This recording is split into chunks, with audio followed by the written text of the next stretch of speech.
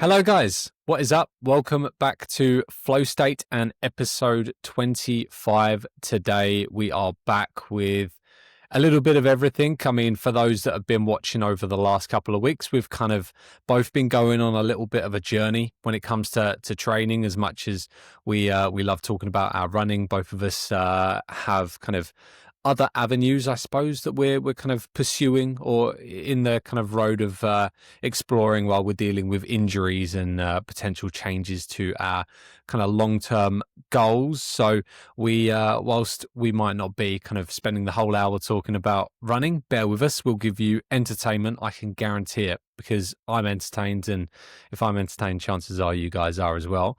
But with that said, I'm joined as always by my good friend and illustrious co-host who, look, I haven't been giving you the best intros of late. I started off really well, and I feel like you deserve an illustrious intro. So Adam, welcome back as always, mate. How are you today? How's it going, mate? I don't really know how to respond to that, but yeah, things are pretty good. Silence speaks volumes, don't worry. I listened to last week's episode there just when it came out on Wednesday, and I'm conscious of how tired I sound, given the fact that we're now recording at 6 a.m. Irish time, and I literally have rolled out of bed, down to the coffee machine, and back upstairs to record. But I feel alert, but I'm conscious that I sound like I've got a big head cold, because I am just out of the scratcher, as we like to say here. Not so, at all. You know what I would say, just on that point, I think honestly, your accent is like a big old plaster or band-aid, as they say here. Like, people just love your accent. People aren't going to go, oh man, he sounds tired. They just go, oh, the Irish accent. Wait, Nicole's nodding next to me, and I'm English, right? And this is meant to be my life partner. I've been described as many things, but plaster or band-aid's one that I haven't been described as yet. So listen, we'll take it. We'll roll with it. Welcome, mate. Things are good. Things are great. We have our last social run with Seela, the coffee shop, this morning for the summertime, and we're going to just press pause on that for a little while. So looking forward to that after we finish up, and looking forward to hopefully a nice weekend, mate. How are you? Yeah, very nice. Sad to hear the social runs are going to take a bit of a pause. I forget here because we're coming into the good weather, and you guys are doing the opposite. But anyway, at least you know now that it's something you can come back to every so often, maybe. But yeah, I'm doing well, as you can see. You know what? I'm going to start on a bit of a rant, because the weather, as you can see from my window, is absolutely phenomenal right now. You can see the sun is splitting the stones, but today it's been up and down like a yo-yo. It's been hectic. We've gone from sunny to windy to stormy, back to sunny again. And one of the biggest things I hate about Melbourne is that everyone loves the cliche. Nicole's again, she's next to me. She's laughing already because she knows how I feel about this. I hate the cliche when they go, oh, Melbourne has 4 seasons in a day. I'm like, that is like, get over yourself, mate. Get over yourself. And it actually does, though.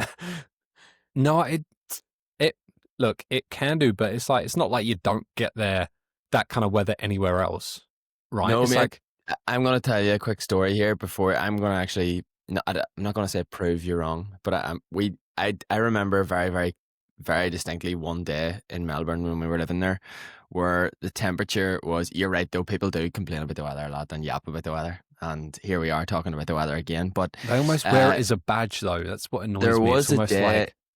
I remember it very well because this was crazy. There was a day when I think the temperature was like high 30s. Sun, like, it wasn't even like high 30s and stormy in the morning. It was high 30s and sunny and like warm, the type of weather that you want when you go on your holidays. And then probably too warm. And then in the afternoon, a storm came in and it went down to like 13 or 14 degrees. And I remember me and Kira were like, what is this? Like, this is mental. It just didn't feel like real world because of that temperature drop. Now, it was the only time that it was that severe. but that was like 4 seasons in one day. It was crazy, or two completely opposite seasons in one day, because it Yeah. went from roasting hot, and then it felt Mhm. really like I think it's 12 or 13 degrees here this morning. Like it's chilly here this morning. I opened the window when I went downstairs this morning, and you can feel the chill. So to go from close to 40 to that is that's mad. I don't even know how that's possible. Look, it does go up and down. I think it's just because it's seen as like, oh, this is a special thing that the weather is up and down. I'm like, no, it's Mm. not. Like, I know. I think go I on think holiday, Melbourne runners think Melbourne is the only place that's windy in the world. 100%. And I was told that it wasn't windy before coming here. I'm like, it is definitely windy here. Yeah, But no, other than that, getting back on track, I've been it is a pretty windy good. city. It is like genuinely. But yeah, I've been enjoying plenty of bike riding this week, mate. I did it. I did it. I downloaded Strava literally within hours of Swift, coming do off you our mean? Zwift. Zwift. Yeah, of course I had Strava. Um, and it is the best free, like the best thing since sliced bread. It has been everything, and I'm like, this is so much fun. Good stuff. Um, so I'm sure we'll get into that in a minute, but more Yeah, you importantly, gave me a little. You sent me a couple of messages during the week, didn't you? did On the Zwift, and I don't know why I'm calling it the Zwift. That's like a real Irish thing, isn't the it? Zwift, it Um, deserves a capital T as yeah, well. you're The chatting to me Zwift. about you're chatting to me about the Zwift. Yeah. I'm glad you like it. Definitely seems like the way to go. But yeah, mate, I'm intrigued to hear how you've used it, and what you've done, and if you're well, obviously you are liking it. I mean, I'm happy to start. Normally, I like you starting with your training first, but I'm happy to start this week. We'll keep the people on their toes. But Yeah, let's go for it. yeah, I mean, I think because I was aware that Saturday, so this is recorded on a Friday, and Saturday's my day off. So I was like, look, I'll get everything set up. I'll have a play around on Saturday so I can go for my long ride on Sunday. And I did. And so you can basically choose the workouts, or so you get a choice between a training session, a course, or even just like free riding. And there's some like races as well, group rides. And I was tempted to see if I could find a race or a group ride on Sunday, but there was nothing around the time I was looking. And if they were a little bit too short. So I went and found a course, and I was looking at two things. There's like duration, estimated duration, and difficulty. And I'm the kind of guy, I was looking for around that hour and 45 to 2 hours. And I think I ended up finding an hour and 45. And I was looking at the difficulty, and I'm the kind of dickhead that goes, yeah, give me a 4.5 out of 5 difficulty, man. And none of this 2 out of 5. Give me a 4.5. Because half of them are locked, right, as well. And I didn't want That's to, what we call the ego, mate. yeah, the ego was strong Ego is when I egoing. when I downloaded Zwift. I felt like I had a point to prove. Um, but yeah, I did that course, and I was pretty pleased with some of my numbers, honestly, because it was a climbers course. Like I'm not really interested in anything else. Like give me some hills, and mate, it was great fun. Like I think I took around the time it estimated, and I was putting out some pretty solid watts. So I was like, yeah, I'm sold on this. So I got that session done. And all this is on Strava for anyone that wants to see what I'm doing. I'm actually uploading the Zwift rides as I go. And then I I planned on getting in some. So again, I'm kind of limited to about 10k runs at the minute, and for anything more than 10k, I have to finish it on the elliptical, like just for a given duration. And so I went out Monday, Tuesday, Wednesday for 10 on all the days. The only no, sorry, just Monday. Monday was 10 flat.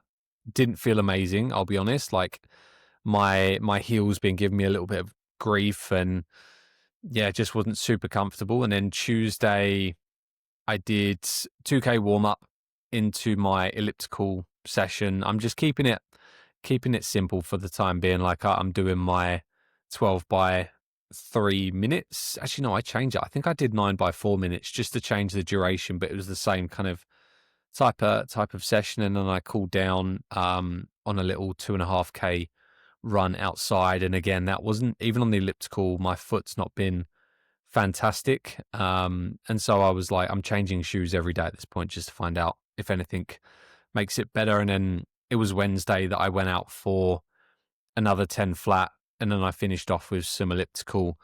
And again, it was just, I actually got my Saucony Endorphin Speed 3s out. And had it not been for my dodgy heel, I'd have been like, I've missed this shoe so much. Just because I think we spoke about this a little while back. There's not too much cushioning, and they make you, because there's quite a nice drop in the toes, it almost propels you forward. And so it's, without being a carbon plated shoe, I was like, I want to run fast in these. I won't, but I want to. And it was Did you say just my heel. Sorry, look, did you say the endorphin speed was what you had on? Yeah, the speed Yeah. 3s, Yeah. which And I I mean, haven't worn in probably about. They do have a nylon plate. Yeah. Not right. Like they're good Mhm. for tempo running and training. They're like your kind of training version of a race shoe. But yeah, I used to. We've chatted about this before, but I used to absolutely love that shoe. And then, mate, are you sure you're not in version 4? No, this is the 3. I remember because it was the end of 2022 end of 2023 that I bought them. Oh So yeah, this so you've is, had them for a while. So the yeah, Speed yeah. 3 was probably the last version that I liked. Um, that's a brilliant shoe, but the one on the 2 was my go shoe. But then the 4, and then I think now there's the 5. Yeah, I think five's Yes, coming out. you're wearing. No, the 5's out. Yeah, yeah, 5's out. Oh, it's the Five's been new out shape, for isn't it? a couple of months.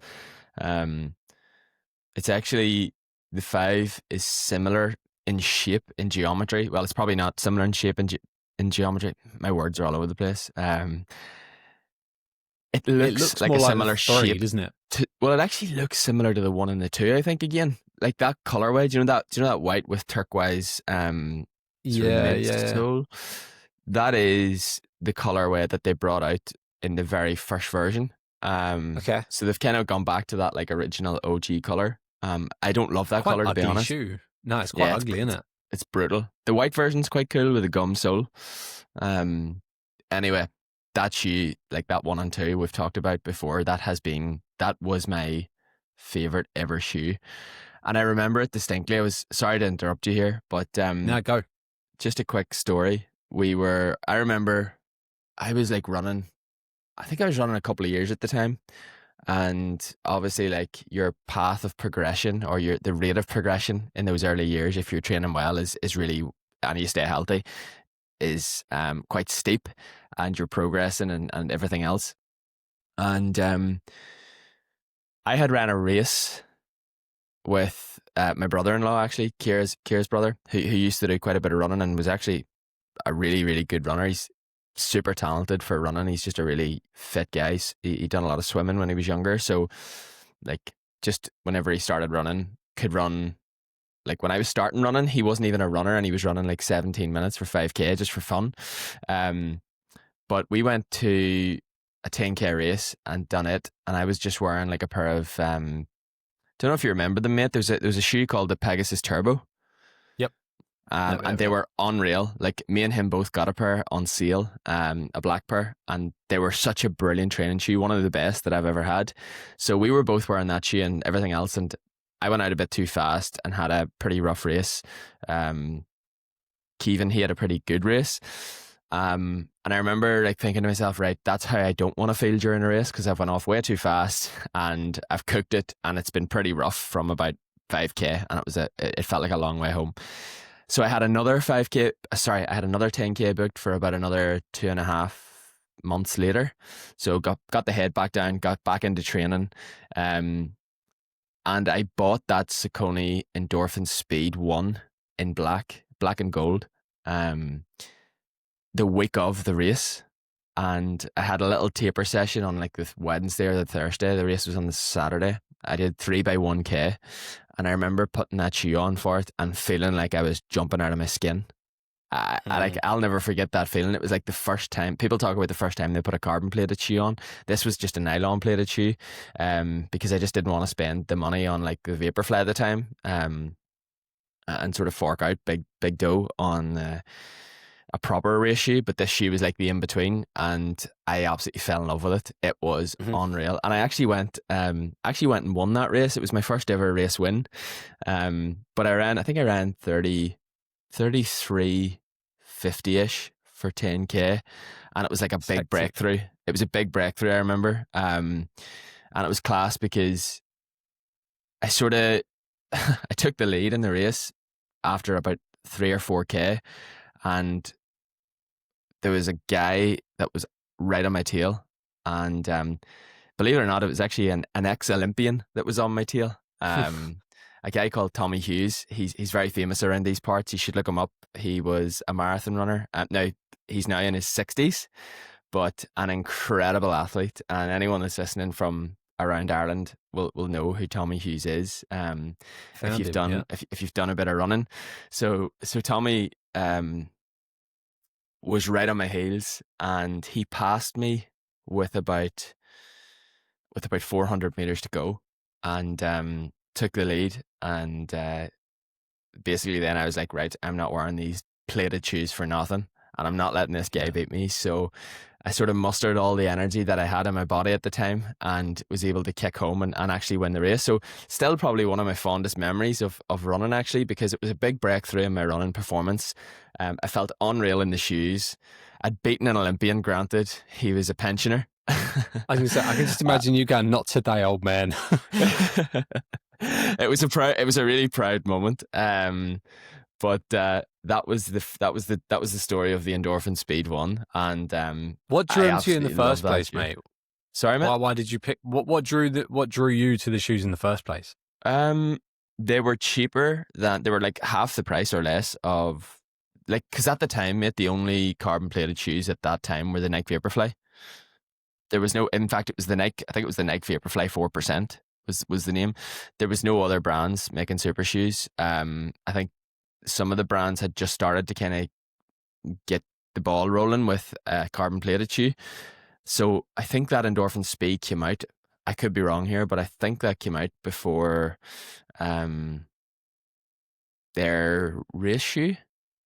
I can't remember, but maybe Saucony had just released their first race shoe. But I don't know. This was like a training equivalent, and it was half the price, and reviews were good. And I was like, "That's the shoe I'm going to try," and it was class, absolutely class. I'll never forget that first time putting it on, and then yeah, winning that race was absolutely brilliant.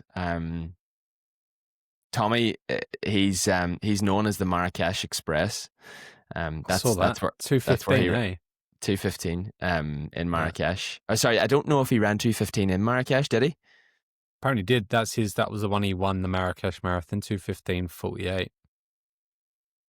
Very good, according to Wikipedia, which is Yeah, obviously I think foolproof. you're right. I think you're right. But like, oh, sorry, you're right. And he also won the Melbourne Marathon in 1988 at age 28 in 2 hours 18. Yeah, damn. There you go. What a guy. I mean, mate, he is an absolutely incredible athlete. I've listened to a couple of podcasts with Tommy over the last number of years, and he left the sport when he started to have a family, and I think there were a few injuries, and he was actually drinking quite heavily. He turned to alcohol, and was quite heavy on the alcohol, and I think he got to the point. I think he was working on a site at the time, and he got to the point where he was just like, yeah, this needs to change. I think it was when he had his young family. I hope I'm not getting this story wrong. But he started to make that change, got back into his running. I think things weren't clicking fully, and he went to the doctors, and there was something wrong. Oh, mate, I'm absolutely butchering this, but basically, when he got his health issues remedied, it was almost like he was able to train properly again, and access his fitness again, and start to like fully kind of adapt to the training that he was doing again, and he just started progressing again, and as an older athlete, and obviously that talent was all there, but Yeah, like his project was to run sub 2:30 at 60 years of age, which like that is just incredible. Like whether he'd done it or not, I think he ran. I'm not 100% sure whether he broke 2:30 or he ran like 2:30 and some seconds. I can't remember. I've just found just to correct you and get factually correct. So according to this article, he apparently got a blood test and had hyperparathyroidism, That's which the one. was causing his calcium levels to go out of whack, and he had to get his parathyroid gland removed, basically. So it was surgery. It was a surgical Yeah, intervention. which is crazy. Like I didn't even know we had a parathyroid gland. Um, Yep. Yep. there you go. That's Huge. the one. Yeah, I mean he's got a couple of world records with his son. And I've just read that on 24th of October 2020, he ran the marathon in 2:30:02 at age Hmm. 60 to break the ratified age group record by over 6 That's minutes. unbelievable. And you're right, he won the Marrakesh Marathon in 2:15. Um, in 2019, at 59, he ran the Frankfurt Marathon in 2:27. And his son Owen, age 34, finished the same race at 2:31. So they ran the fastest ever father-son duo in a marathon. That was the world record that they broke. So yeah, incredible guy. I've heard some stories about like his training and how he used to train, and like he was a very, I think, simple trainer, as most good runners are. They do simple stuff day in day out, and I think his kind of philosophy was for most of his sort of successful running career was 10 miles in the morning, 10 miles in the evening, and it was just at the intensity that he felt was right for that time, sometimes faster, Mm. sometimes slow, and obviously on the weekend probably a longer run, and lots of miles were his staple diet. But that was the Saucony Endorphin Speed, and the first ever race win, and my claim to fame of beating a 60 plus year old ex Olympian. Yeah, it was good times. So again, we've diverted off the course of your training week, mate. But That that was quite a it's good. nice diversion. I quite enjoyed that diversion, mate. That's fine Yeah, with me. yeah. Um, I think that was the first don't time I really felt like a runner. So I was like, right, yeah, yeah, I've made it. yeah. I've made it. I've left Maybe this not quite, old but guy in the dust. yeah, that was good. So good That's fun. fantastic, man. Um, but yeah, so I wore the Endorphin Speed 3s and I remember how much I like them. And that's annoying because even if I could run again, they're probably impossible to find, at least in any kind of good colorway, which there was not many. Um, so yeah, and then so back to I think at this point, I was off work looking after my little one on Thursday.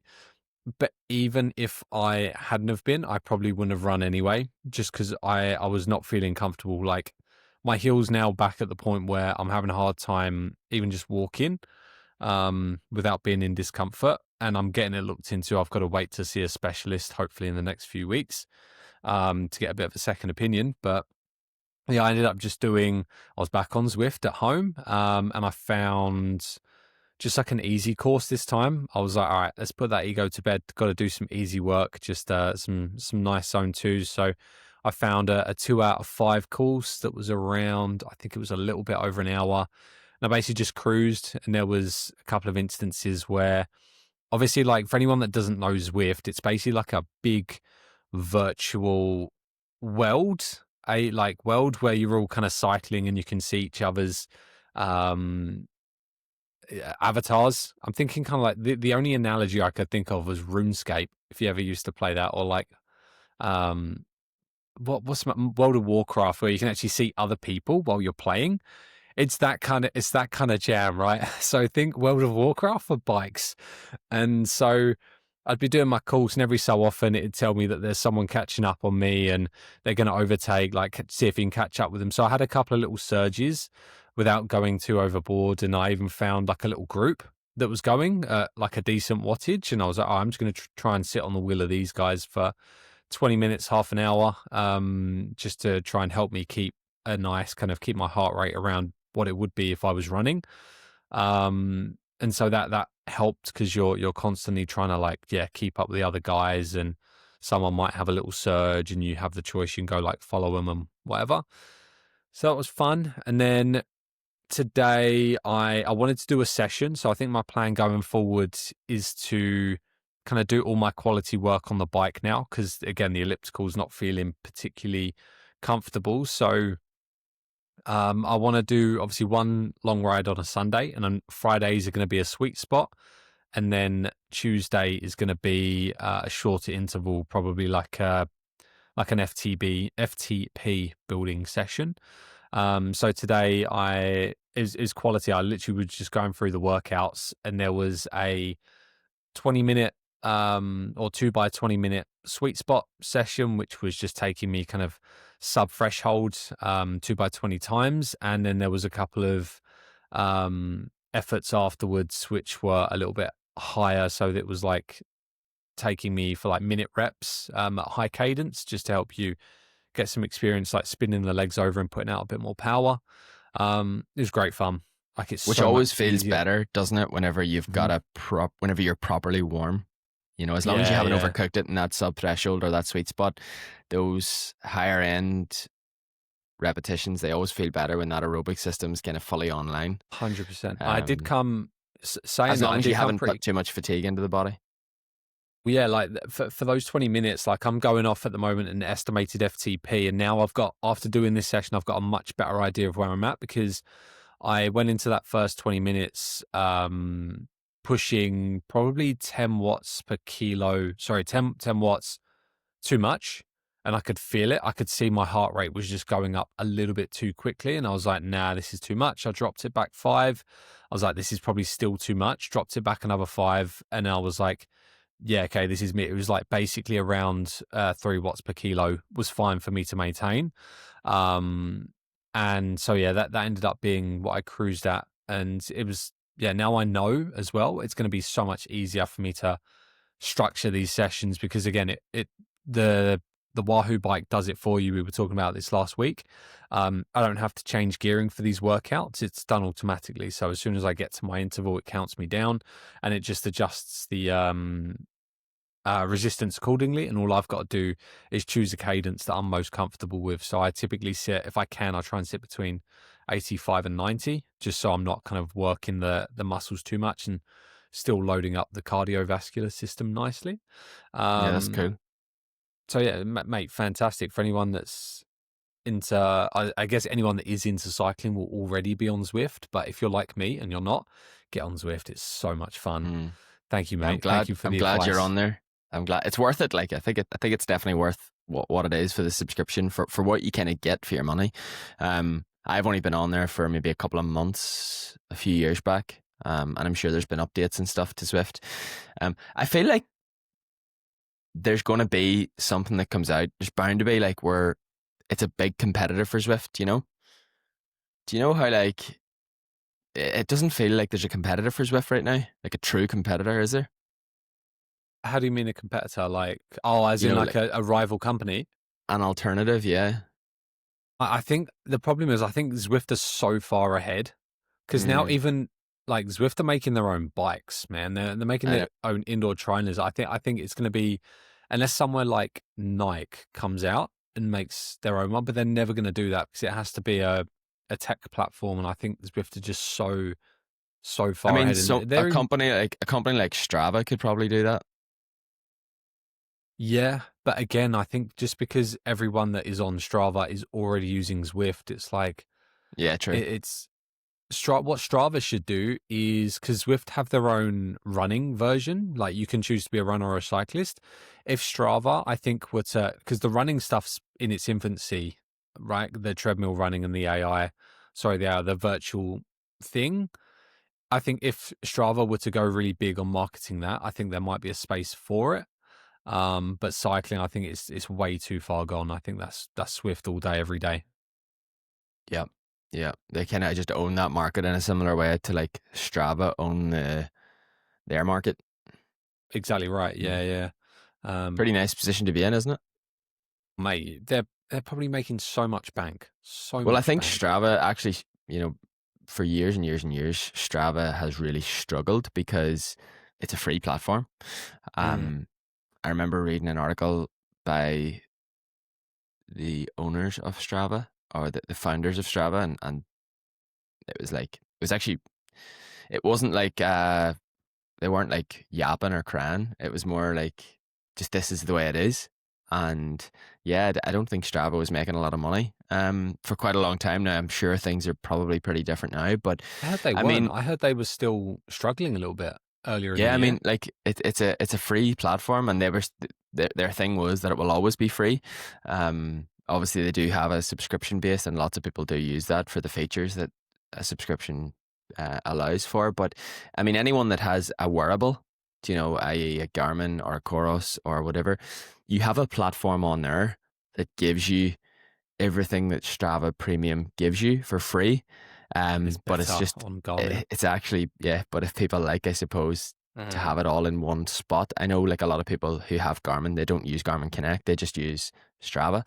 Um, as I actually did really whenever I was a Strava Premium user.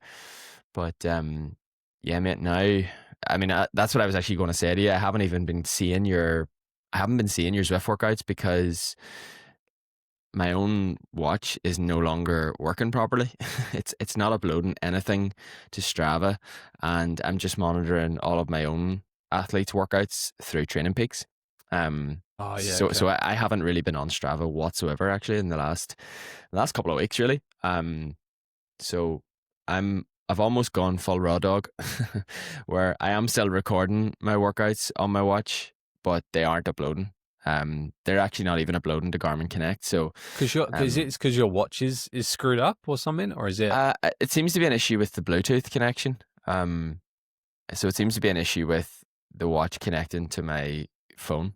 Um, yeah, and it's not the phone's Bluetooth because everything else is connecting. So yeah, the watch seems to be on its way out. The watch is still working fine. It's still touch wood. It's still charging. But yeah, it's not syncing up to the phone. So nothing is uploading to Strava, and I'm just not spending any time on Strava whatsoever. Mm. I mean, the only reason I think I still upload things is A, that it's set to do that automatically, and I've linked my Strava to my Garmin and to Zwift, obviously. But I'm the same as you. I think since running, I'm kind of just like, oh, I just upload it and leave it.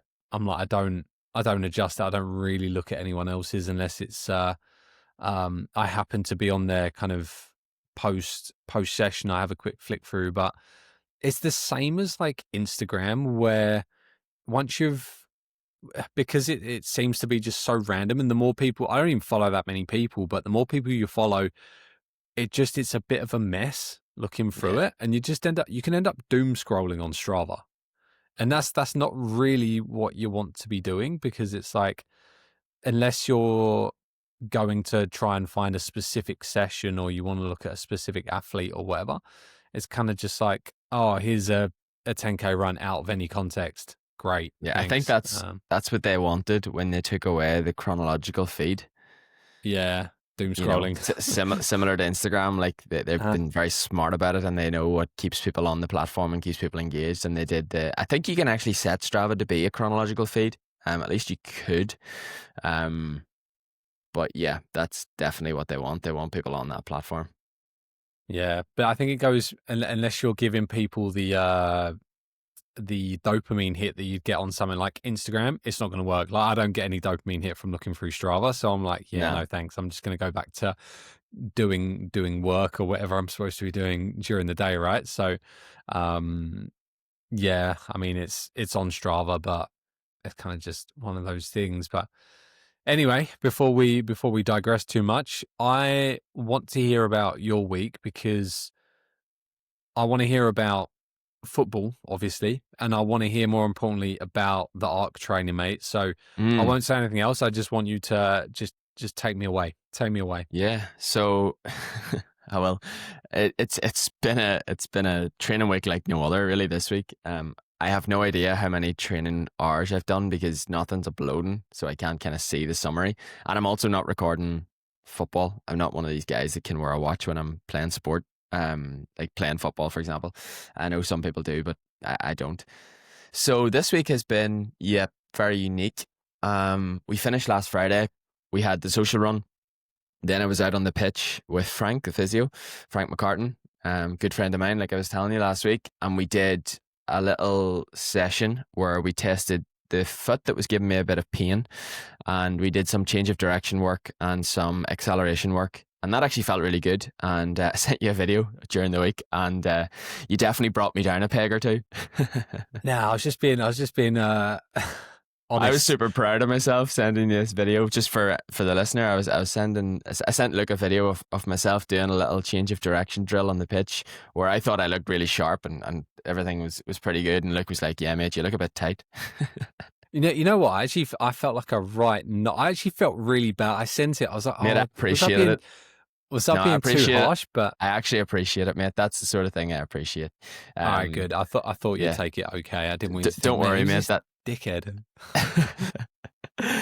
but you definitely took me down a peg or two, which is always good, isn't it? No, mate, I appreciated that, and I'll work on being a little bit less tight.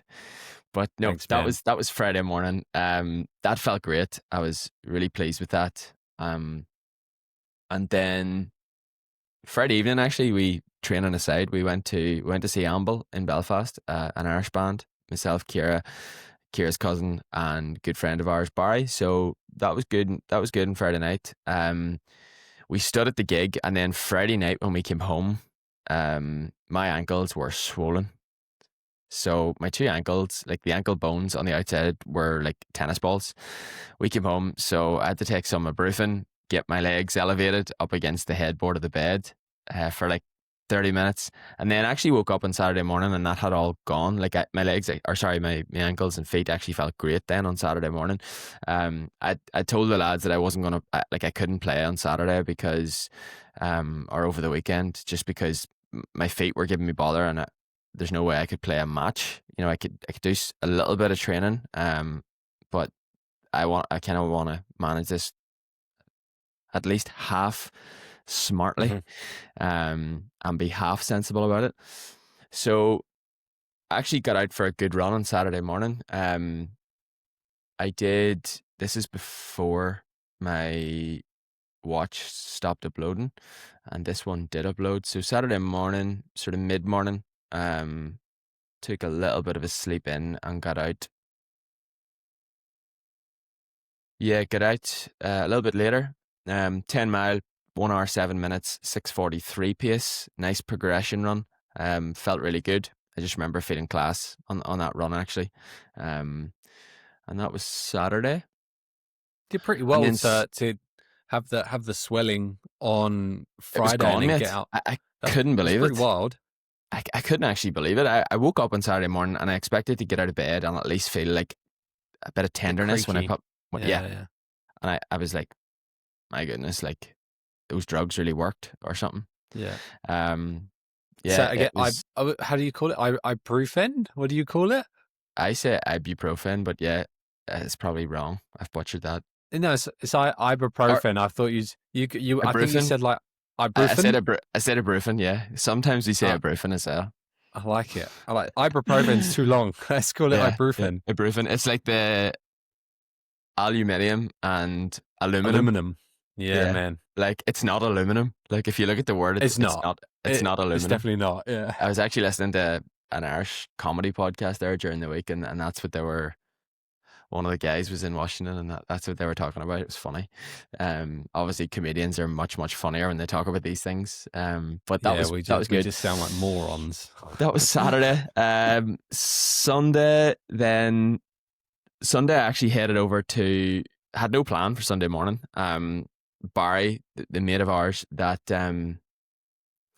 came to the gig with us on Friday night, he actually fancied getting into the gym. He's getting into a little bit of more health and fitness, and he fancied heading over to the gym Sunday morning. So he texted me early doors Sunday morning. He says, "Do you fancy going over?" So I said, "Yep." I joined him there. So went over to the gym and just did 45 minutes of easy cross training.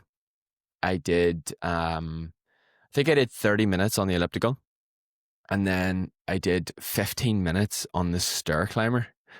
So I went for Hectic. an alternative method of cross training for 15 minutes. And mate, that is hard work. Stairs are hard, bro. I did ramp it up a little bit on the cadence or the speed, But my heart rate was at threshold for most of that.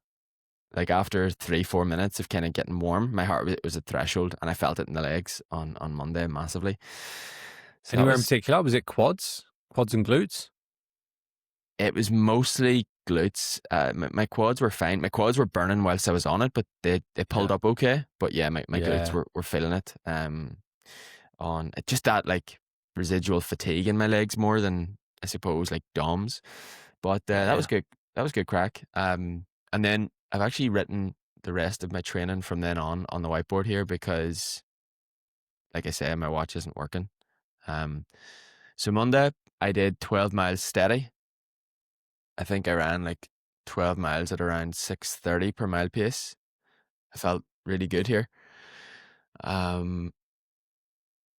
Sorry, Sunday when we finished in the gym, we hit the sauna as well for 20-25 minutes. Really loving the sauna again as well. Just when I'm getting over to the gym, I love just finishing up with sauna. Monday 12 miles steady. Tuesday I did a 35-minute jog in the morning, like really slow, 8-minute miling or something like that, with some strides at the end. So 5 times 20-second strides. And then in the PM, I went to football training and did a session with the lads on the pitch. I had both ankles. I taped both ankles up just to give myself a little bit more support. Tape it yourself? Yeah. Yeah, which is tricky. It's hard, not easy. Not easy. Yeah, it can be tricky. I have a bit of experience in that department. When I played football, I've rolled my ankles quite a lot of times, and I remember when I was a bit younger playing football and having to just to tape ankles up on myself. So it was like muscle memory. Once I started, I was pretty good. And got through the session, felt grand. Did that, and then Wednesday, got back into the gym and did 1 hour of just, I've just written on the whiteboard here, recovery cross training, but I did do like a 30-minute jog. I did a 30-minute jog, and then I got on the arc trainer. That arc trainer has been calling my name for a while, as you know, and was like, right, okay, I'm going to give this a crack here today. Got over to it, kind of sussed it out, and just realized when I was on for a few moments that there's actually, you've got the resistance that you can push up and you can push down. Mm-hmm. You've also got 3 settings on the arc trainer. So you've got setting 1, which kind of like works the backs of your legs, your posterior chain most. Mm-hmm. Is it posterior or posterior chain? It's POS. Yeah. Sorry, I always say posterior, but it's actually posterior. I thought that. Thanks, mate. Post, so you've got setting 1. Back. Yep. You've got setting 1, which works like the hamstrings the most and the glutes. And then setting 2 is kind of like, go on. I was going to say, already I've got questions. How's it doing that? Is it, are we so talking, there's a big lever. The angle? You have to get off the machine. That's exactly what it does. You get off the machine and there's this big lever. It looks like a big old handbrake on like a lorry. Now, just before you search it, mate. Okay. All right. Just before you search it, you got to search. Too late. I've searched it. Now go on. I think it's the Cybex SP arc, which I think I've learned something about, and I want to talk about this. So there's this big like handbrake on the side, and you basically like push the button and you change the setting. Have you found it? What's the model called again? It's called the SP arc. SP. Okay. So it's all one word, SP arc. So it's called the Cybex Spark, basically. CYBEX. Gotcha. Yeah. Is it the red and black number? Yeah, that's the one. So do you see like up by the fan, there's like a big handbrake? Yep. That's how you shift like the settings. So setting number 2, I think, works more like a combination of glutes, hamstrings, and maybe quads as well. And then setting number 3 is like going, it's like climbing. If you go on setting number 3, it's literally like climbing like a mountain. Yeah, right. I need to see if I'm looking at a picture right now. This is amazing podcasting, but I'm like, it's not doing it justice. So So I need to see a video. I need to see someone using this thing. yeah, so you know what, mate? I believe SP stands for sprint. I could be wrong. Oh, okay. Yeah, So yeah, I yeah, yeah. believe that this arc trainer, and again, I could be wrong, I could be butchering this. I believe that this arc trainer is designed for not really being on for a very long time. I believe it's Yeah. to be used in like maybe like boot camp circuit style classes. The way I Yep. would compare the feeling on, and this the reason why I kind of started looking into this was because I got on there and I started using it and I was like, this is tough. Like this is hard. It's sort. Have you ever used an assault bike, mate? I'm sure you have. Have like really not very much, maybe like Yeah. twice in my life. So I remember getting on an assault bike for the first time and being like, oh yeah, it's just like a big spin bike. This is going to be easy. And I remember starting to push it and being like, yep, this is not like a spin bike. This It's is not, totally no, not different. at all. This is really Yep. tough. And obviously, like it depends. Like the resistance on an assault bike changes depending on how hard you push. And but really, like you can do long intervals on an assault bike, but it's mostly done using. Sorry, Sprint most people efforts. use it for sprint efforts. Like I remember Yeah, it yeah. when we were CrossFit and doing like max effort for sometimes just 10 seconds and sometimes minutes. And oh, if there's a machine that can make you feel sick, it's the assault bike. Yeah. Yeah. When I got on that arc trainer, I was like, this feels like the assault bike version of an elliptical. Hmm. So, do you know how you've got like the spin bike and then you've got the assault bike? This felt like the equivalent compared to an elliptical. It felt like that kind of you would use it for sort of harder efforts, not so much for like longer efforts. Um, so I'm not 100% sure if it's the right piece of kit. Um, maybe Do you reckon someone there's can jump. different types Yeah, of? mate. I think there is. I did Okay. do a quick Google search, and there definitely is. Like normal Yeah, arc right. trainers, they seem to look a little bit more like a cross trainer. Um, Yeah. This is like, because this one, for the audience who can't see what I see, there is such a big range of motion as well. And then I was looking at just a video now, that like a promotional video, and it's again, this guy's almost doing like single leg press up and down. So it's definitely looks like it's being marketed towards that like big, powerful. Let's try and mimic like getting your knee up and really sprinting. You know, when you're thinking, okay, proper like 100-meter sprinter, they're bringing the knee right up to try and like drive it down hard, not what a distance runner does, which range of motion isn't actually huge. It's like really elasticy, whereas this is just like, okay, let's train power basically. yeah. So that that was that was uh, that was Wednesday.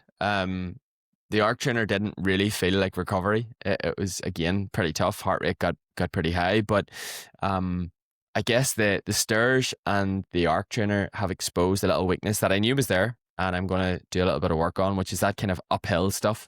Like I have strong quads from a max power kind of, uh, but like that sustained effort is quite tough. So like I know, for example, if I was to go and do like a mountain run, like my uphill would be really weak because I just don't do it. So yeah, it's given me maybe a little bit of something to do a bit of work on. And then after that session, back into the sauna um, for just 20 minutes before I got charged up and home. So that was the arc trainer.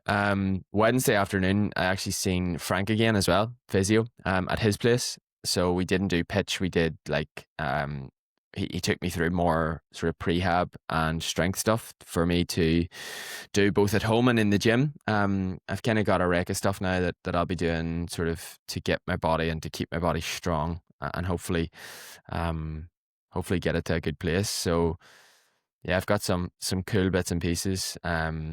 Pelvic tilts, thoracic cars, some like Mhm. dorsiflexion work, some pronation supination work. Um, like hip flexion. So it's a lot of work on my hips as well. Hip flexion rangefinders, hip flexion iso holds, Copenhagen plank, banded abduction, hip extension. Sort of just a few bits and pieces to get the body in a good place, and yeah, it's feeling good. So that was Wednesday. Um, plans to get out over the weekend to play or train? Yeah, I think so. Thursday then, we'll come to that. Thursday I did. So Thursday was yesterday. I actually just went out for a walk yesterday morning. And yeah, actually walked for quite a while.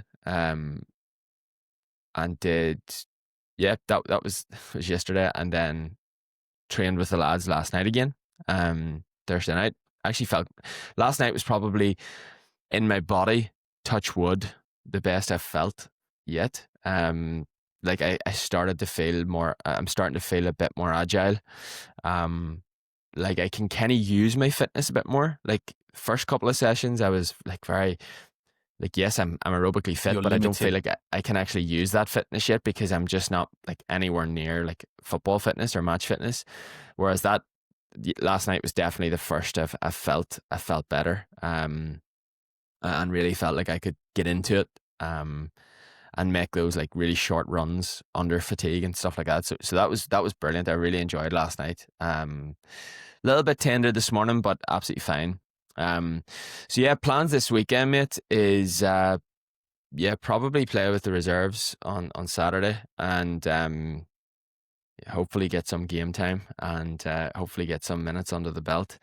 How are you That's matching up with quality to the rest of the boys? You far off? no, I feel pretty good, mate. I actually feel like things are in a good spot. Although maybe you'd watch me and tell me that I'm looking a bit tight or something. Oh, I mean, I'd give you my honest feedback. And if Yeah, I know I've got some no, I friends feel and they good. do get game footage. So if you've got any game footage, mate, I'll I watch it. don't. I don't. I Damn. don't. I feel pretty good. Yeah, again, like I don't want to say I'm flying because like there's a lot of little things to improve on. But no, like the touch feels pretty good. I feel like I can get my head up and play a decent pass, and mate, I'm really trying. I mean, this is how I'll try to play anyways, is to keep things fairly simple. Mm. And like hopefully one of my sort of attributes can be my fitness. Um, but no, the touch feels good. Like I feel like I'm getting that little bit of awareness back again as to like how to find the little spaces on the pitch and um, sort of express myself a bit more. But mate, it's like it's fun. Like I was playing last night in a game, and at the end of training, and I caught myself going like this. I'm loving this. Do you know? Yeah. Well, first of all, I was completely lost in it because I was just. Do you know how football like your mind just is only on the like You're so centered. Yeah. you're like a child again. Hmm. Playing football now, it feels exactly the same as like when I was in school. Like it feels identical. It's great. But I remember like halfway through, I think the ball went out of play, and I was like, "This is brilliant." I thought to myself, Hmm. like, "This is brilliant. I'm loving this here." And that was probably what made me say, like, I feel like I'm sort of feeling that bit of match fitness coming back. Hmm. I mean, that's going to take a good while, but yeah, it felt great, and I was really enjoying it, and do feel from a quality perspective like I'm not a million miles off. Like I don't feel like a rabbit in the headlights. Hmm. I feel like I'm there, and hopefully can keep improving. So that was good fun. Like I say, hopefully we'll get some game time tomorrow. I'll update you on that next week. Hmm.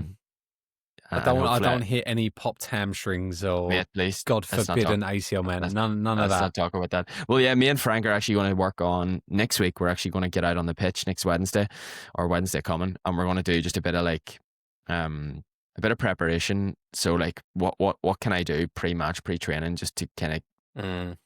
get the body right.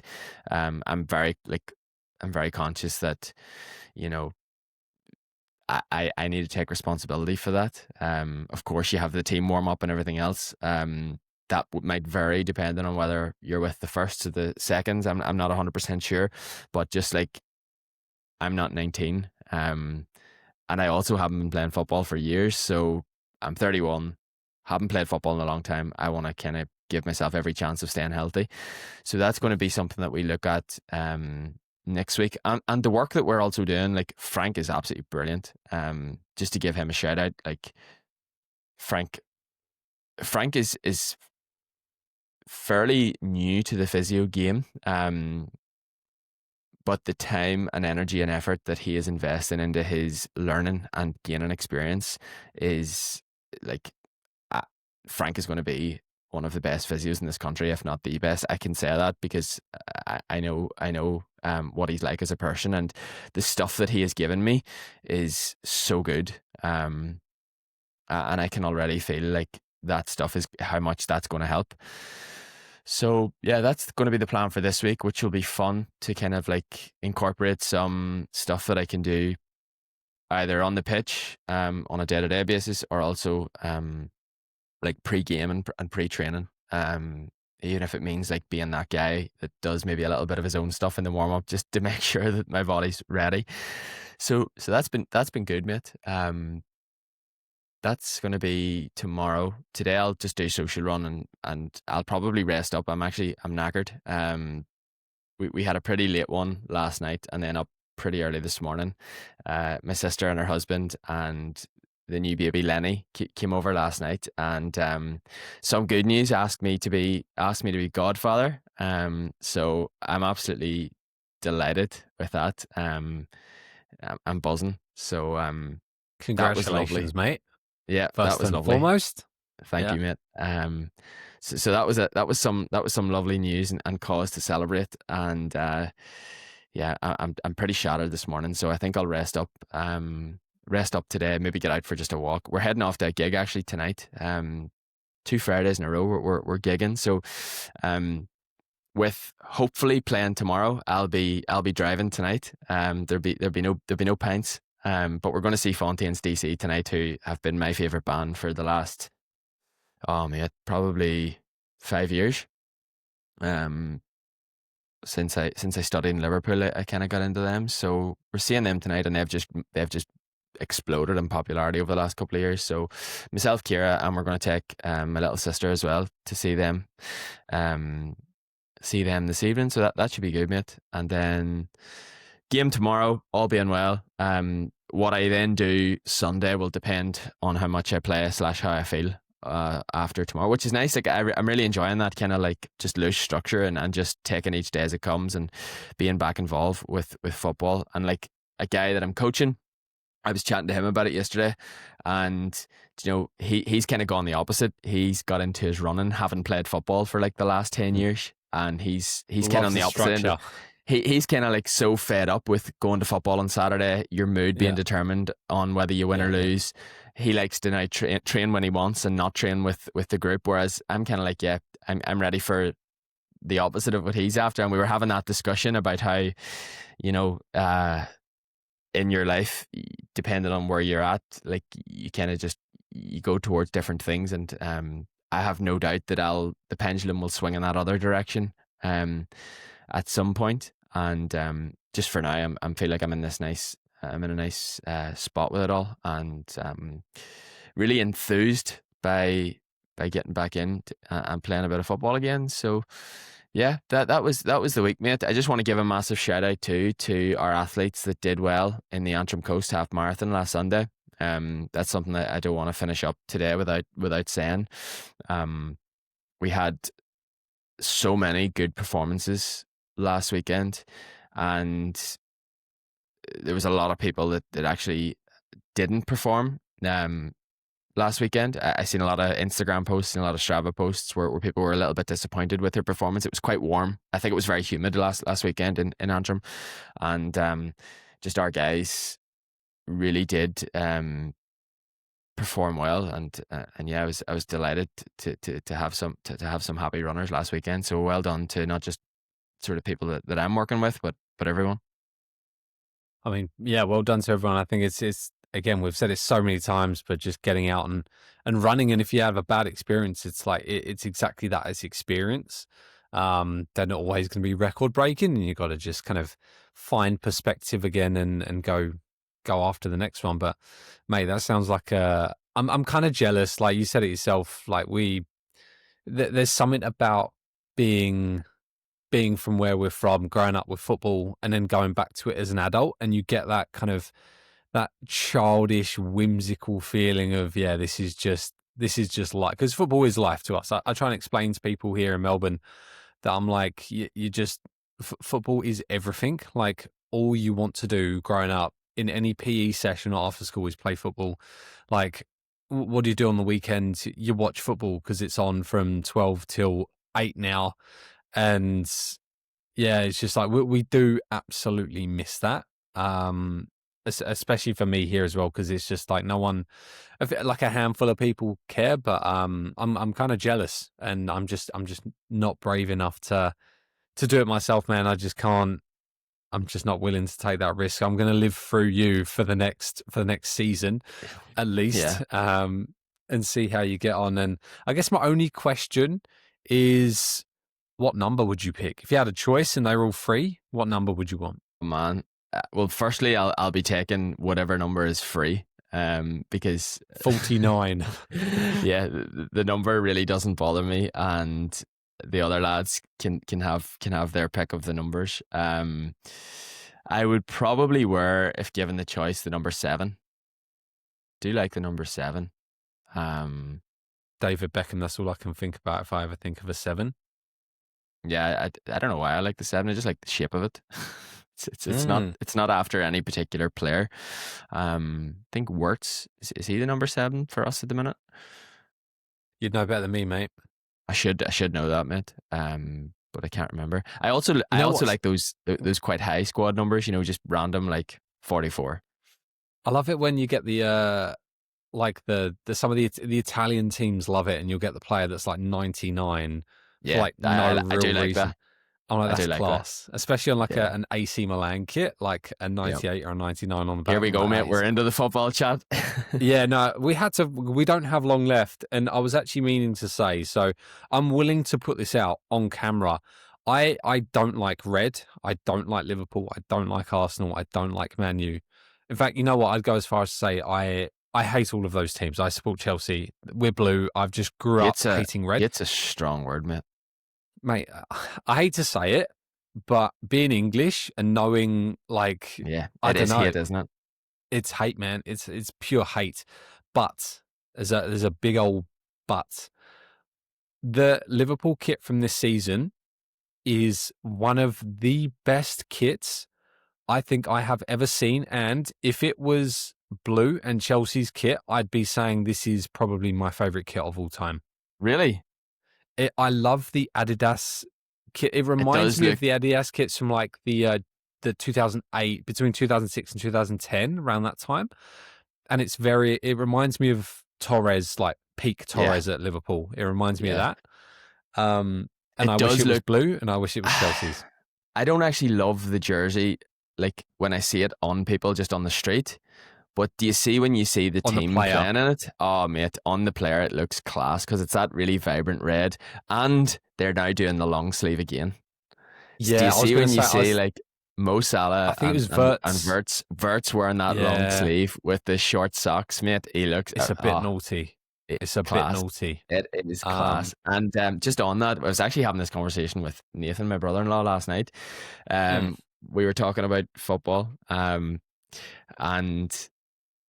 back the jersey that you're talking about, the kit that you're talking about, the Prime Torres, the Adidas. We were sponsored by Standard Chartered at the time. No, it was Carlsberg, wasn't it? No, Carlsberg. Yeah, it was Carlsberg. You're Standard Chartered now. Standard Chartered have only been around the last decade or so. Yeah, you're right. So we're talking. That's not the jersey that I had, though. I'm talking about a Standard Chartered jersey. Look up 2010 Adidas shirt, Adidas home shirt. Yeah. So that's Standard Chartered. So that was like our first Standard Chartered jersey. It's quite similar. It's quite similar to the top we have now. Yeah, I was going to say the only thing that lets it down, I think, is Standard Chartered. I think it's just a rubbish looking sponsor. Not like I don't even know what Standard Chartered is. I think it's a bank. It just looks crap. If So it was that top though, Carlsberg, that top I had in Carlsberg was peak. That top I had long sleeve with the Premier League patches on the arms, mate. That too. And I absolutely loved that jersey. But I actually haven't bought a Liverpool jersey probably since then. or just after it. But I am waiting very patiently on the third kit coming out, the green one, with the Yeah, yeah. Adidas Originals. That jersey is unreal.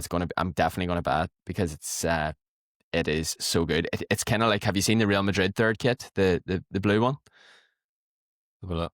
Oh mate, Uh, this is great I podcast. haven't Listen I to us haven't two been just looking at sitting any looking of up the. kits.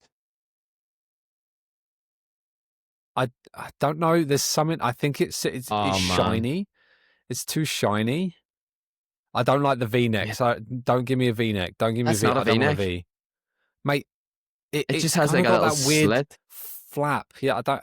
Just give me a straight Mate, through. the color of that top plus the Adidas Originals logo, for me, that is literally, that is I think unbelievable. you know what. You know why I'm not a fan of it. I've just realised it's got HP on the side, and that reminds me of Tottenham. Mm. And I hate Tottenham as well. Another nice top. I do like the Bayern Munich Go no. If we're third talking kit. about like peak tops, right? Chelsea's 2013, the blue and the gold after we won the Europa League, Don't because like that it, mate. came. What? Are you mad? Nah, I'm just winding That you up, mate. came. No. Oh, you cheeky bastard! To be honest, mate, I really don't. Chelsea is one of those jerseys that when I see it, kind of like, I'm like, nah, I don't like Chelsea at all. Brother sees red. Now that's what I Yeah, get typically when I see any team that wears red or Tottenham. But I did have to say, I was like, I like what Adidas have done. And I wish it was Chelsea's, and I wish it was blue. you know what, mate? Um, We've probably spoke about football tops enough for the listener. I'd say most listeners we have probably have, just switched off. and But mate, can we just laugh at United for a sec? yeah, let's take a whole minute to, and again for anyone that's watching, so Man United, who were once like probably the biggest team in the world, Mm, played they were too in the sure. cup early because they finished so terribly last season, and they were playing a League Two side, which I don't even know how to put that into perspective, but Four like a divisions team below. 4 divisions below, they're only one above being semi-professional, Grimsby Town, and they managed to draw the match 2-2 and then lose on penalties. And this is a Man United. This is a strong United squad. So Apparently, it is. if you've like, look, if you're a proper Man U fan, like maybe just kind of just stay in a hole for a little while. And if you're someone who has adopted Man U as your team, it's probably time to rethink your Do you team. know what, mate? Um, And normally I'm not the kind of guy to wind up United fans because like football's a funny old game. That's what I always say. there's And levels to it, man. Though there's levels. there is. And yes, whilst we are on our perch at the minute, like things will change, no doubt about it. But you have to enjoy it. But like my father-in-law likes to wind me up when Liverpool get beaten, and we got beat by Palace in the Community Shield final there a few weeks back, and like he just went. I think me and Kira were on our way somewhere, and he texts Kira like just 3 eagle emojis whenever we were beaten. What dick. And I was like, oh, okay, we're playing that Here we game then go. this year. So Yeah. sort of United obviously have gone one each. Pretty lucky to get a one each. Well, whether we're lucky or not, but the own goal got them a one each at Fulham. And I didn't say anything, kept myself quiet.